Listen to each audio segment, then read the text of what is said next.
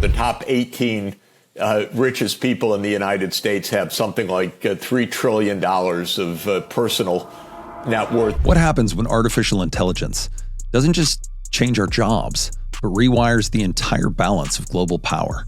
You better hurry if you're depending on your wage labor to get ahead. You don't have a big space ahead to do that. Will it create a new age of abundance, or a world dominated by trillionaire elites and a relentless AI arms race? The dystopian idea that all the money goes to the top is not an impossible outcome, or it really can be an age of abundance. My guest today has been in the room where these decisions get made. Every American understands that the game is rigged right now. That if you're rich, you own government, and if you're poor, you look on like a helpless observer. Our system is disgustingly broken, and it's broken by money right now and by secrecy.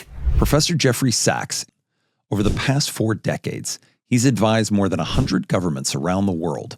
Time magazine named him as one of the 100 most influential people on the planet, and he has authored several best-selling books, including The End of Poverty and The Ages of Globalization. In our conversation, we dive into AI's entanglement with the military-industrial complex, AI's impact on wages and workers, and whether this technology will lead us toward an age of mass misery or a new era of shared prosperity.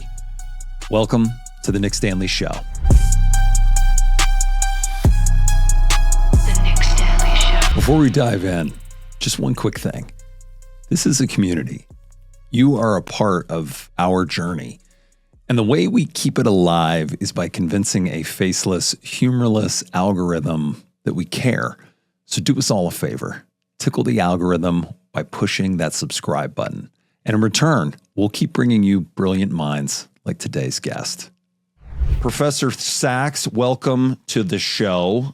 One thing that really struck me about your career is how early you jumped into shaping the future of nations. And I was just hoping you could share the story of helping Poland transition to a market economy, just so our listeners who don't know you already can get to know you a little bit.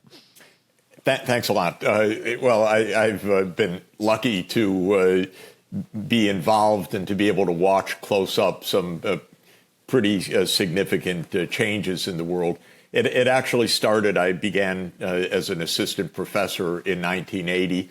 And actually, in my first day of class, somebody came up to me and said, I was finance minister in Bolivia. Now I want to find out what I did. I said, oh, my God, I'm teaching a finance minister. You know, I was a kid. Anyway, the reason I mention that is that a few years later, Bolivia was in a hyperinflation, and that very nice gentleman and his colleagues asked me to come to Bolivia to help them solve the hyperinflation. Thanks God it worked what I recommended. And from there, other governments said, well, help us. And one thing led to another, and I was invited to Poland in the spring of 1989 as the revolutionary changes were underway. So when the Solidarity movement, which became the first post-communist government in Eastern Europe, was being legalized and then negotiating with the communist regime and then winning elections in June 1989, I suddenly became their advisor. And when that government took power in the summer of 1989, I was the one that first sketched out a strategy. How do you go from the communist era central planning to a market economy? From there to Soviet Union with Gorbachev's team, to Yeltsin, to Ukraine, to many other places, and then on to other parts of the world. It's been now 40 years this year of active engagement with governments around the world. In 1999, Kofi Annan, Secretary General, asked me to help him on a special assignment at the time. Then in 2000, I advised the World Health Organization to establish something that I thought was needed, a global fund to fight AIDS, which became the Global Fund to Fight AIDS, TB, and Malaria. And then Kofi Annan asked me to be a special advisor. And when Ban Ki-moon came in, he asked me to stay. When Guterres came in, he asked me to stay. So it's been very interesting, let's say. I've had the chance to work with governments in well over 100 countries of the world. Yeah, it's incredible. Now, looking forward, how do you see AI affecting the balance of power between China, the United States, Europe, and globally? Well, first to say the basic direction of change in the world is what we call convergence, which is that there's a narrowing of the gap between those countries that are the richest and most powerful and the rest of the world. And that convergence has been taking place gradually, fitfully, unevenly, basically for the last 75 years, from around 1950 till today.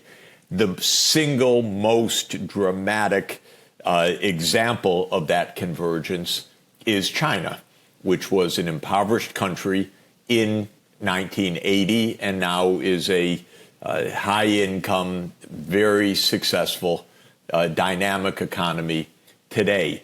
China's not the only case of this. The general catching up or narrowing of the gap between U.S. and Europe, which were in the front row and the first to achieve industrialization and then the technologies of the 20th century, and the rest of the world, that is pretty much happening around the world, but fitfully less so in Africa, where extreme poverty remains a major issue. Parts of Latin America have been kind of stagnant for decades. Asia has been quite dynamic.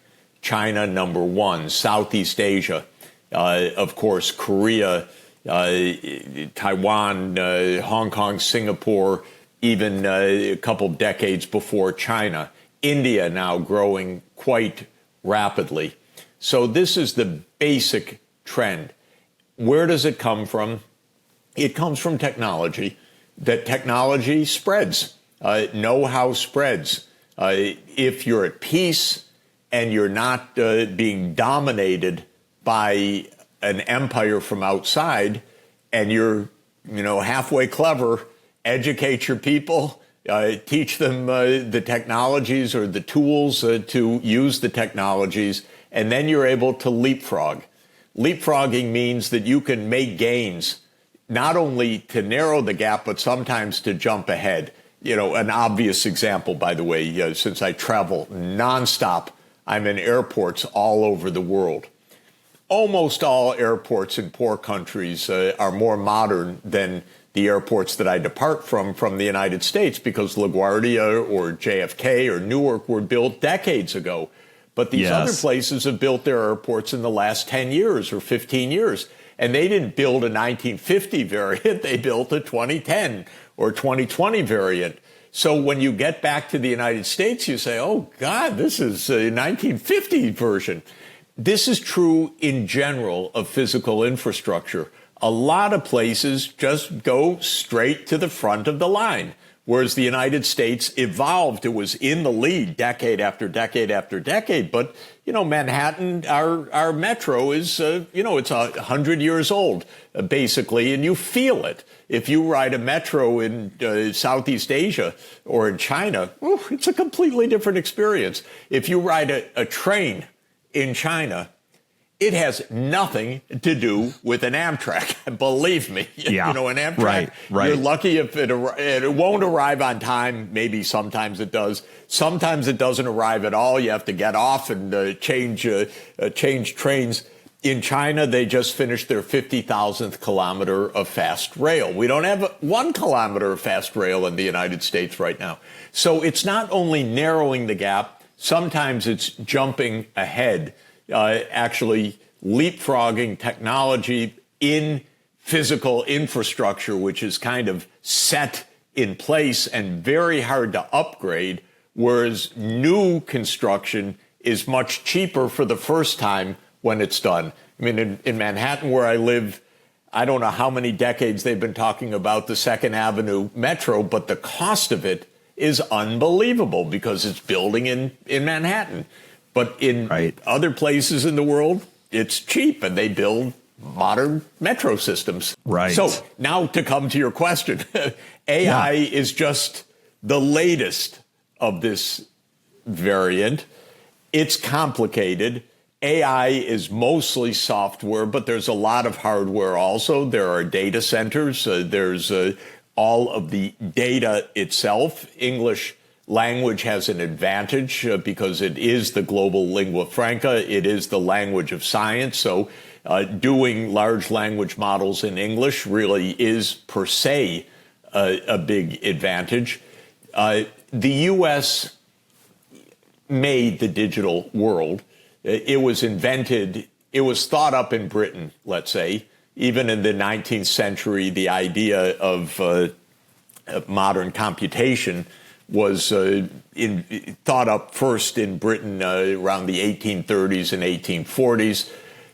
The genius that dreamt up the digital world was Alan Turing, starting in 1936.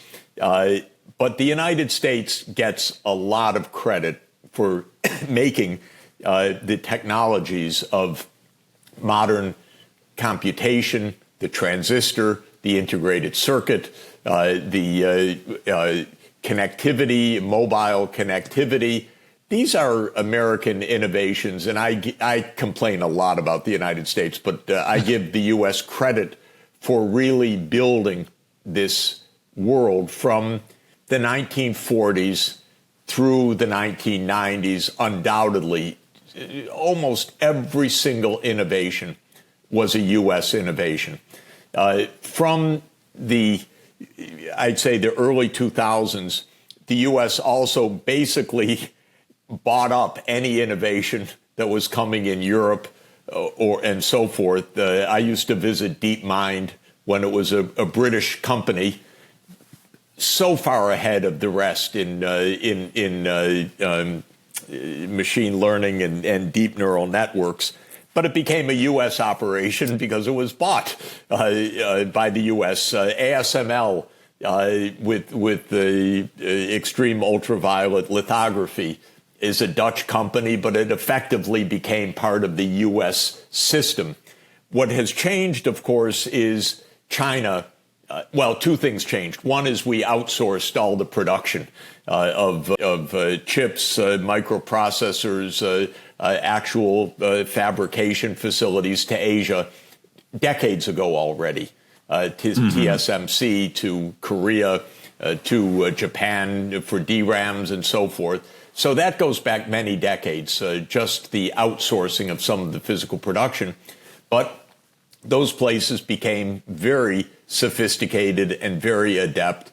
And the rise of China is an innovation and production ecosystem that absolutely rivals or exceeds the United States at this point in many, many areas. And China is doing something very clever in AI also, which is really using open source as a way to be the second mover, but not to be caught in the U.S. trap or subservient to the U.S. trap. And then Donald Trump is giving a big hand to China by imposing export barriers and telling the Chinese, make your own, don't depend on us. And they're doing it because they're very, very clever and very hardworking. And I visit China's industrial cutting-edge companies pretty frequently. They're amazing, and they're just are everywhere you turn, young, extremely bright engineers that are innovating. And so DeepSeek and others it's real. This is not a game. The U.S. has tremendous competition. Now, what it all means when you add all of this up is this underlying process of convergence is going to continue as long as the world's at peace and relative peace, I should say. It's not at peace, but at some measure of peace. It's going to continue. China is an extremely successful, impressive country. Don't let any propaganda that one reads every day in the New York Times or the Wall Street Journal about the coming economic collapse of China fool you at all. This is just stupid narrative. The U.S. Claim that China has overcapacity is as ridiculous as the word sounds.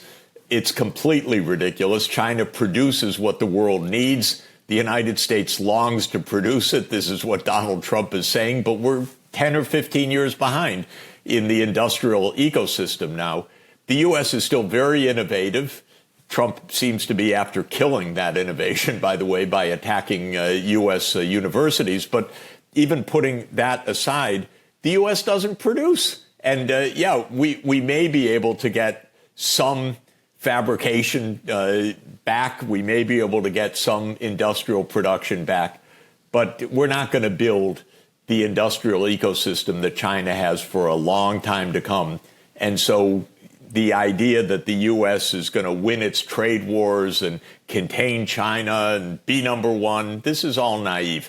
The United States can be prosperous, it can be safe, and it can be secure, but it can't just think that it's dominant, because it won't be. Listen to the music right now under my voice. This entire track was made 100% with AI. No studio, no instruments, just 11 Labs. They made the intro and the outro music to this episode too. For years, I ran into the same problem that every creator knows. Subpar stock music that kills the vibe, or amazing tracks that you can't use because of copyright. The 11 Labs music generator is the solution. And that's just one tool that they offer.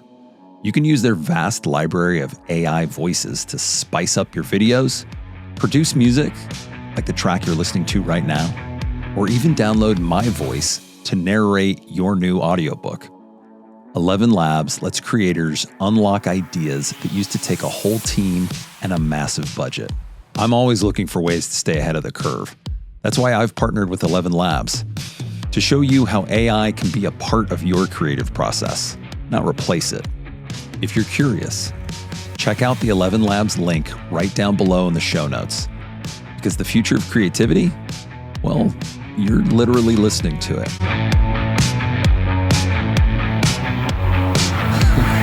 The Nick Standlea Show.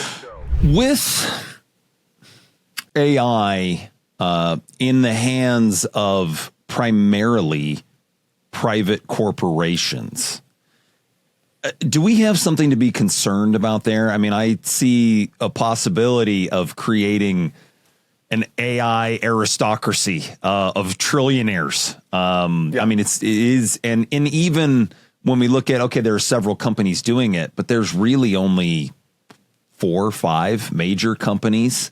And how worried do we need to be about that? Because a lot of these technologies from the past came up through governments, which has a more dispersed decision-making mechanism. But these are coming up. I mean, this is world-changing technology that's coming up through private companies. How concerned do we need to be? Actually, going back to World War II, a great deal of our cutting-edge technology has been civilian with military backing and symbiotic relationship between the military and industry, and hence the military-industrial complex. This is AI today. Of course, there are lots of civilian applications of AI, but you look at all of the U.S. tech giants, they are more and more deeply embedded with the CIA, with the Pentagon, with the military contractors as a general principle. So these companies are not on their own. They're engaged in surveillance. They are engaged in war. The Trump administration is an alliance of big tech and the military. This is probably the main theme of the Trump administration. It's Palantir, but it's not only Palantir. It's basic, and Elon Musk was not representing an electric vehicle, but representing SpaceX and Silicon Valley more generally. I think the generals who don't know AI and, probably didn't know what a neural network was, 5 years ago, realize, holy heck, this is the future of the military, and Silicon Valley has it, and we need it. And the way American politics works is that it's driven by industry. It used to be big oil was the most important lobby because the military ran on oil. And so the biggest lobby in the United States was Exxon and ExxonMobil and Chevron and so forth. Now the most powerful lobby in the United States is basically tech. But that's not only because they give campaign contributions and they're gazillionaires, but because it's deeply embedded with the military. That worries me a lot because I don't want to get blown up by people who I don't regard as very sensible, and I don't regard our military-industrial complex as very sensible. I regard it as very militaristic, very short-sighted, very stupid, very arrogant. And I don't think it keeps me safe, frankly. I think it makes me, and I mean all of us, in more danger because they don't understand diplomacy. They only understand power, they think. And I happened to be at an event a few years ago in Europe at one of these many security conferences and listened to a couple of NATO generals talking about AI. And their whole point was, we're going to stay ahead of the Chinese. We're going to beat the Chinese. We're going to keep ahead of the Chinese. They didn't mention the word diplomacy one time, or the idea that maybe this technology shouldn't be militarized. It wasn't even mentioned to dismiss the idea. It just was an idea that never seemed to cross their mind. It was taken for granted. This is an arms race, and we're going to win this arms race. So that bothers me a lot. Of course, the fact that, the top 18 richest people in the United States have something like $3 trillion of personal net worth doesn't thrill me, especially since they just got more tax cuts and were supposedly cutting health care for the poorest Americans. This is bullshit, frankly. How much wealth concentration can there possibly be before someone, even at that level, says, this is a little too much greed. Maybe we should pay some taxes. But they haven't arrived at that level yet. It used to be, that $1 billion might be enough for you. Then, no. You need at least 10 billion. No. You need at least 100 billion. Soon it's going to be, if you're not a trillionaire, you're a piker. This is ridiculous. Yeah. And this is actually a feature of this technology, I think, that it really does reduce real wages and really does raise the return to capital. And I think it's the deepest aspect of this technology in the civilian side, which is that, yes, it can augment worker skills, but it's going to replace a lot of work, a lot of workers, and it's going to ultimately drive down wages, not drive up wages. And that means that the returns to this capital, whoever happens to own it, will be very, very high. So we're moving more and more towards a world in which there are gazillionaires. And then there's an elite which has enough wealth to pass along to their children, to make sure the children can get whatever education, can own whatever they need, can get their housing and so forth. And then there's the proletariat, if I could use the old expression, which are people who sell their labor for their subsistence. And that return is going to go down, not up. Most likely. Well, and given that's the case, I mean, how much of a danger is it to global stability if the technology is going to lead to increased wealth concentration at the very top, which ultimately across the spectrum means a lot less wealth equality? Yes, because it does seem to be that the wealth inequality drives a lot of really bad things, to put it mildly. Yeah, I think it's a very interesting, tough question. I'm a development economist, so I'm spending most of my time on, say, the bottom half of the world income distribution. Is AI good or bad for that? On the whole, I tend to think it's good, actually, because I like that it's going to democratize access to, or democratize may sound too idealistic, but it's going to make low-cost access to information, healthcare systems, online education, and so forth available in ways that were unimaginable before. So I'm looking at this saying, God, this is a lot of great tools for development. But if I also look, it means you better hurry if you're depending on your wage labor to get ahead. You don't have a big space ahead to do that, because your wage labor, the one that used to plant crops in the field, that's all going to be robotics. Come on. Or if you were a miner, that's all going to be autonomous mining. Now, I don't think we need to miss mining, because it was a painful, heavy labor, dangerous occupation that killed miners at very young ages. But it does pose the question, so how are you going to make a living in this world? And that requires a lot of strategy. And I'm thinking about that a lot. The dystopian idea that all the money goes to the top is not an impossible outcome of this. The idea that we could have an age of abundance in which everybody benefits, but using the government for basic income or redistribution or universal access to services is necessary. But these billionaires, they're really, maybe having billions makes you crazy, but they all become libertarians. So libertarians are, well, make it on your own. I make it on my own. And yeah, they have billions of dollars to do it. The crudeness, the lack of any moral sophistication is really amazing to me of this crowd at the top. So we have a lot of politics ahead, just to put it that way. Yeah, it does seem that government may become more important than ever in making sure that this technology is routed. I mean, just as you said, it could lead to a world of abundance with incredible education tools, healthcare tools, solving diseases, rising living standards for everyone around the world. That's right. And it could also lead to some really bad incomes.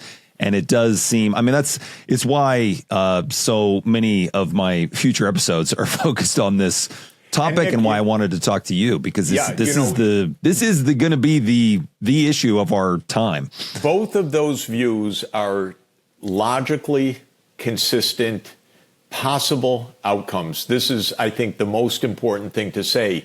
It's not right to say, oh, that's stupid, that's theoretically impossible.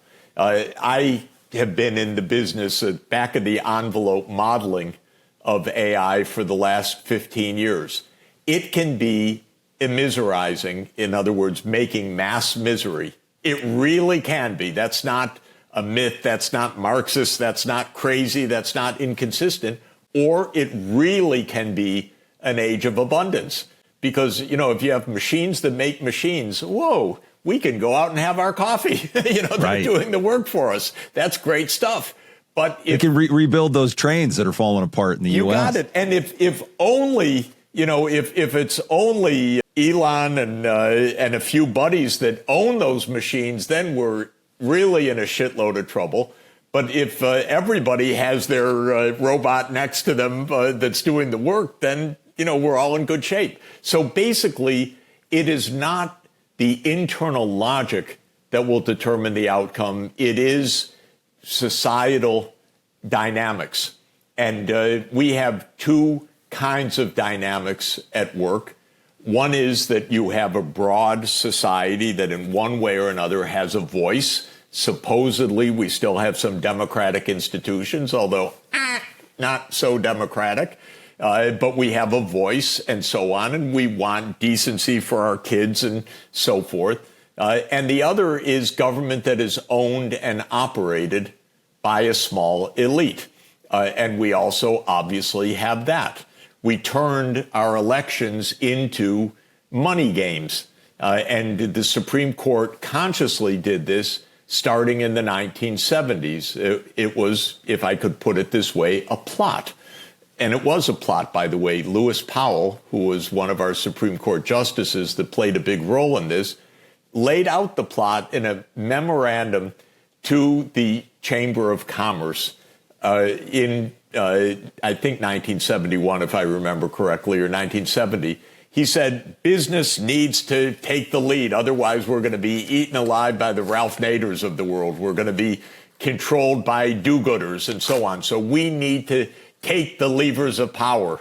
And sure enough, Richard Nixon appointed him to the Supreme Court, and he wrote the opinions that said corporate money in politics is simply free speech. A more ridiculous proposition I can't imagine. And the American people know that it's insidious, and the Supreme Court justices are fools, by the way, or liars, because they wrote in this thing, what could possibly go wrong? If you look at decisions like Citizens United, we don't think this will hurt the sanctity of our politics. Of course, every American understands that the game is rigged right now, that if you're rich, you own government, and if you're poor, you look on like a helpless observer. They get that. We all get that. So the question is, which of these versions of politics is going to prevail over time? And that's an open question. Well, and I know your time is tight today, but here's a big question going forward. If someone is listening to this, thinking about these same things, they share similar concerns to you and I right now, what can they do about it in the next 1 to 5 years to help make a positive impact? Because I do think when there's awareness and the people come together and push for change can happen. But what can those individuals do? It's a little hard right now, so I don't think there's a glib answer to this. But I don't support candidates that are on the take. And by the way, I didn't vote last election for president because I couldn't stand either of the two-party candidates. Yeah. That's not a great answer, I have to admit, but I think we need to actively support political movements, maybe new parties that are not corrupt. Is Donald Trump corrupt? From morning till night, probably from night till morning also. But that's true of both parties. They're both on the take. What congressmen do for a living is to be on the phone with campaign contributors, with lobbyists. This is wrecking our capacity even to think straight about how we're going to do this. How did we just pass a multi-trillion-dollar, one big, beautiful bill, which is, as Elon Musk actually said, one big monstrosity, basically in the middle of the night without more than one hearing in the House and in the Senate for this complete giveaway to the richest Americans because our system is disgustingly broken. And it's broken by money right now and by secrecy. And it comes back also to this military-industrial complex because the whole theme of the military-industrial complex is not only the merger of Silicon Valley and the Pentagon, but it's the secrecy around that, because if it's national security, we can't tell the truth about anything. So we have secrecy and money wrecking our politics, and we need transparency and people not on the take. And if anyone has good ideas about that, that's what they should pursue. I like it. Well, Professor Sachs, I could talk to you for hours. I know you have to get going because you have multiple appointments today, probably some that are much more important than talking This to me. is an important one, but I do have multiple appointments. I really appreciate you taking the time. It was an absolute pleasure, and I think this is a conversation that will help bring more awareness to all of this. And these are really critical issues, and I want to see as many people get involved as possible. So That's thank you for wonderful. making the time. I hope we sir. can do it again sometime soon. Me as well. Thank you so much. Take care. All right. Okay, everybody. Until next time, ask questions. Don't accept the status quo, and be curious.